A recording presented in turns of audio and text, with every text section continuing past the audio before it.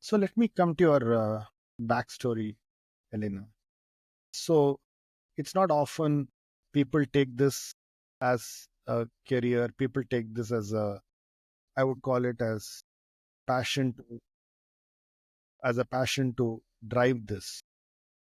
So where did this all start? And can you give me a little bit background about how did you land up here and what was your motivation and inspiration to be with this slow food movement? A little bit of my background is that I'm Australian. I live in Italy and I've lived in Italy working for Slow Food for 20 years. Being an Australian, I went to university. I studied agricultural business.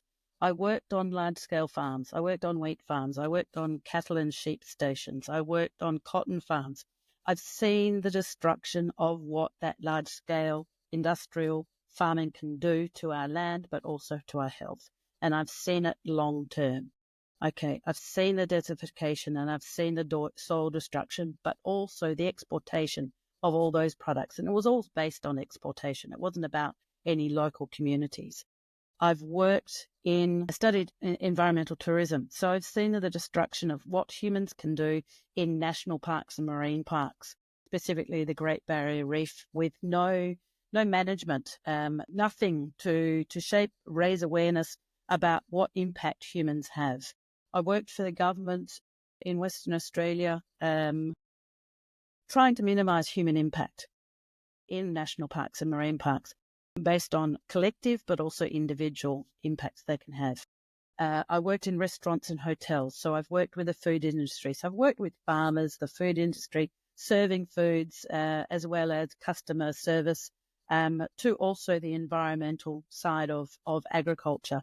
So before I came to Italy in 2000, going to Salone di Gusto, which was the event at that time, I did things randomly and I had no idea about where or why or the direction I was going, being young and so forth and so forth. I just followed my passions of what I was interested in. When I came to the event that was organized by Slow Food in 2000, which was Salone di Gusto in Turin in Italy, I walked into the event and it just clicked. You could say it was my epiphany. And all of those things that were randomly done just came under one umbrella. And it wasn't just one umbrella within Australia, it was one umbrella internationally.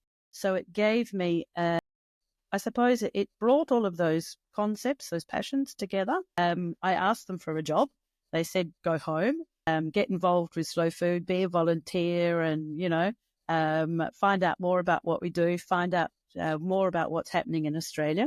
So I did that and I became the leader for a volunteer group in Perth in Western Australia. I returned to the same event in 2002 and I said, here I am again. I'm still interested, I'd like to be the coordinator for Australia and what else I can do. They said, please meet the person that we've just hired. So I thought, okay, well, obviously my thinking was just wrong, which I felt was really strange. Anyway, I returned back. I continued being volunteer in Australia. And there was a Slow Food Congress held in Australia in 2003.